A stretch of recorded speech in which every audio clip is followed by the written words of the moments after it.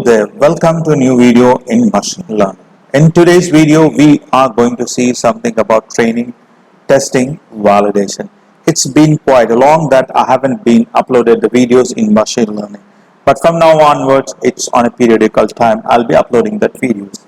And we have full data set, and we have got training, we have got testing, we have got training set, validation test, and this one.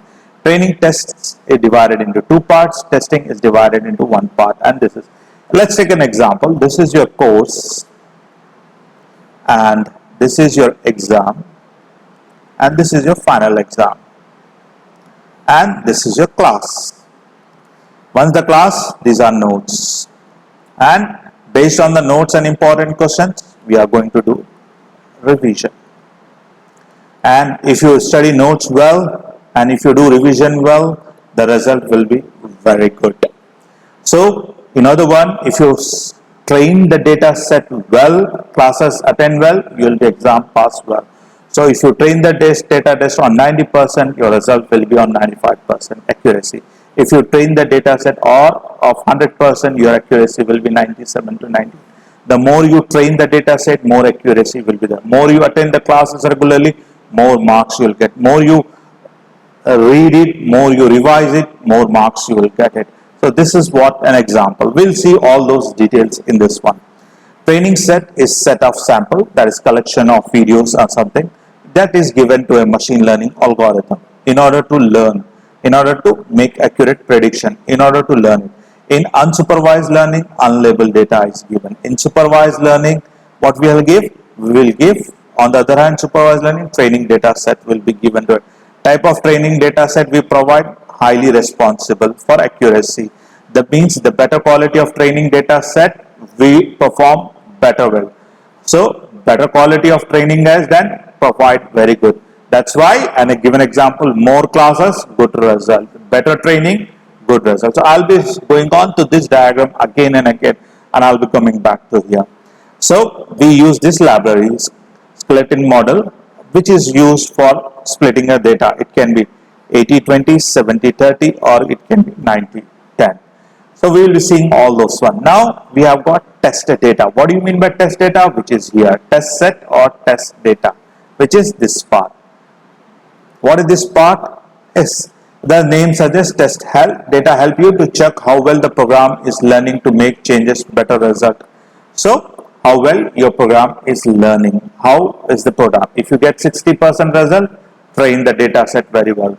If you get 40%, train the data. If you get 90%, your benchmark of it, you can train more based on that one. The training, so training as part of a training data set, unit testing as it's shown the model, right done training. So a right font of training, it is very important.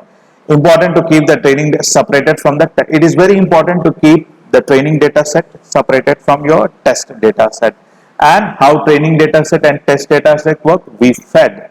What do you mean by fed? First we need to train the model by feeding and training. First we need to train the model. First we need to train the model. So what we fed? Train data set, define. Then now training the data is tagged with corresponding output. In supervised learning, the model is transferred to training data set, vector, number, or something like that. So tag with desired output. AI learn with human. Based on that one, we corresponding test. In the last step, we must test the model by feeding with the test data or unseen data, where we are going to test it. Incorrect output, use more data. Training, then tag. This is the process it goes.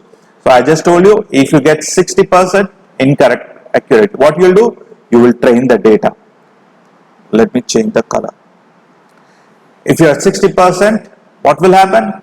Train more. 70%, train more. 90%, benchmark. You want 95, train more. The more accurate, the more you train, you will get test result. Training is nothing but, as the example, the notes and important question. Then we'll see what all those things. Training is this one. Now validation. Validation is nothing but this part. Validation is nothing but this part. Where you are doing validation? Validation on training test. That is your notes. You have already gone through it. Then what you are doing? Revision on what? On your notes. Testing by yourself. Testing by yourself. So it is a subset of training data set. It is a subset of training data set and used to validate to give objective assignment. It is used for validation on training data set.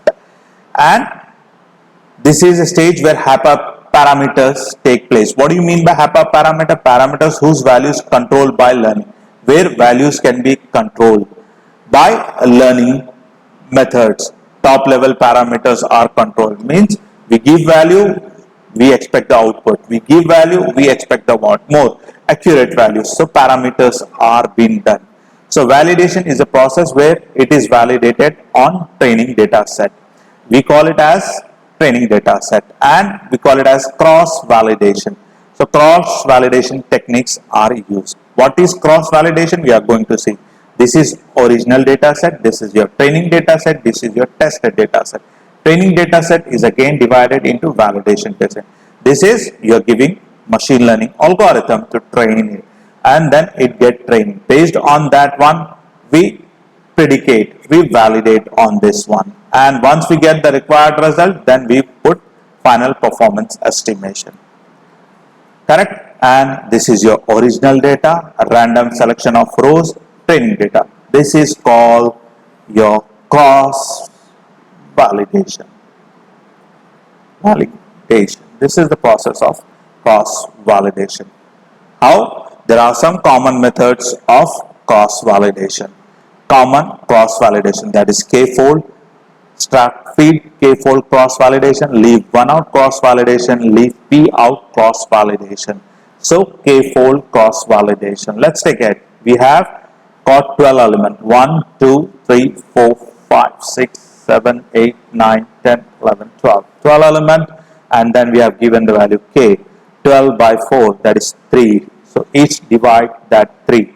First part q1 and then this is tested on this one. Then this is already been tested. This validation, this will test on this one and this will test on this one. Now here, this will test on this one, this will test on this one, increment randomly, increment sequentially, increment sequentially. This will validate on this one, this will validate on this one, this one. That is k-fold cross validation. Sequence division of it. Now we have got q1 plus q2 plus q3 plus q4 is the answer, whereas I'll give you the formula 1 by k sigma I is equal to 1 to k, what is the value, or qi, that's correct. 1, 2, 3, 4, what is the k? 1 by 4, that is 1 by 4, 1 to k, that is q1, q2, q3, 4, that is what k-fold validation. If you have 20, then if the k value is 5, you divide that into 4 parts, then each part is validated on that one. This is k-fold. Then called Stratified k-fold cross validation. Stratified k-fold validation. This method is useful where there is a minority class present in our data. There is a minority class present in data. Data is not equally divided.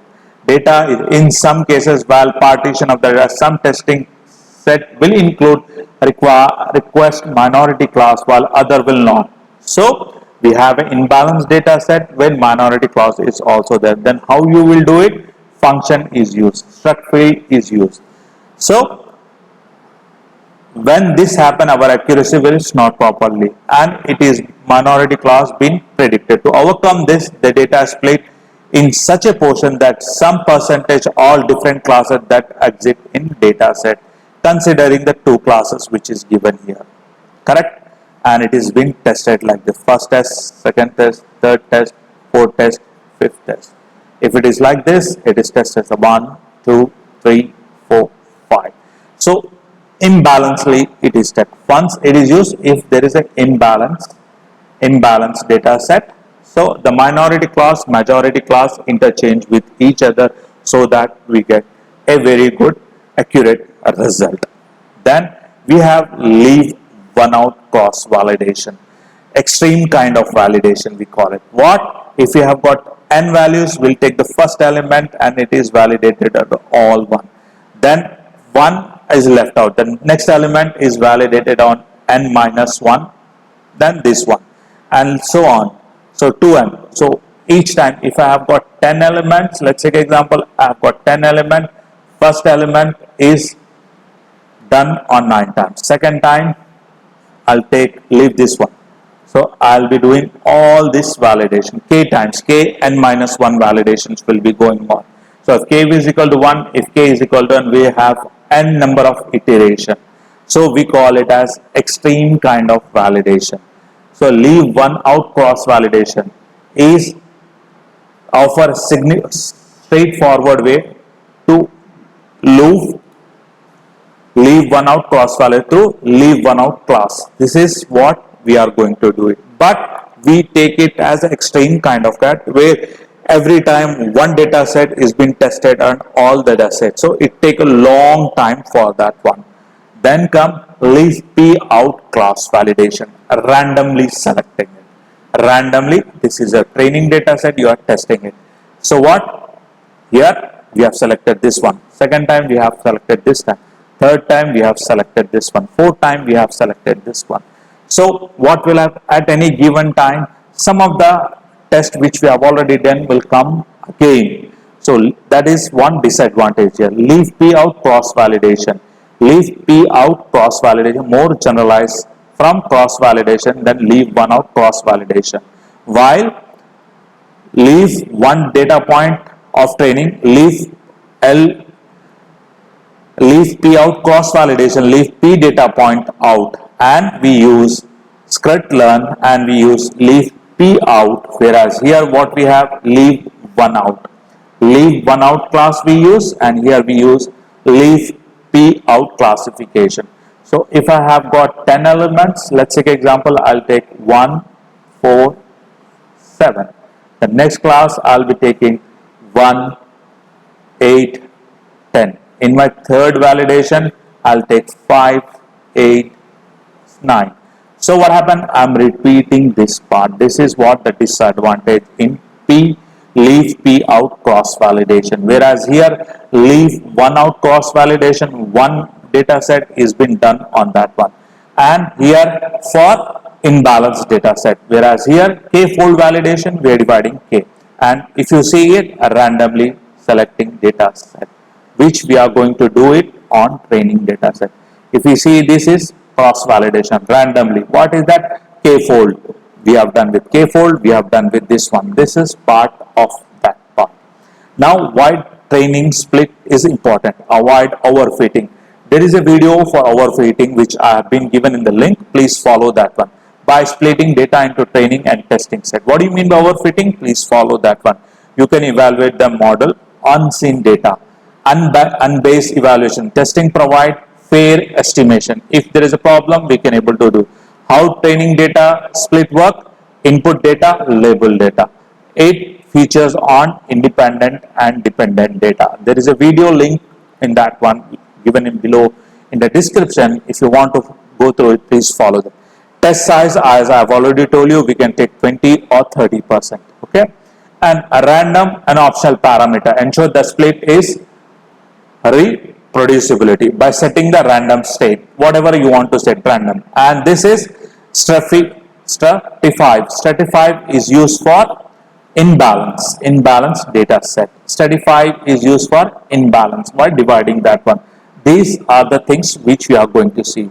So these are the things which we are going to. So what do you mean by training full data set? It is a training data set and testing data set. And we also see what do you mean by cross validation. Cross validation is divided into k-fold and other things. Let me go back to a problem and I'll show you up this one. There is a problem here. Yes. We have used this part. Skeleton model selection. If I go to my PPTs, let's check it out. What is the one? I have gone through it. This one. I have used this part. Correct? Here also import data. Example, an numpify array, and we have got this one. Splitting a data x test, this one, xy. What is the rate? 20 random I have taken. 20, 80%. 80%, 20%. What is this? 80%, 20% I have taken it. And then we have done. This is what we have done it. Training data 9, 10. and 5, 10. 9, 10. Where is this one? Look, 9, 10, I have taken 9, 10, and 5, 6, I have taken 1, 2, I have taken 7, 8. I left out with 3, 4. So I have trained well. Then I have done testing data 3, 4, that is 20%. Then I have trained the data 0, 1. I'm just giving that. And output, I've got 0, 1. So this is my training data set, this part, and this is my test data part. Based on that one, I have resulted. And this is the data set we have. I hope you have already got this one. Thank you very much.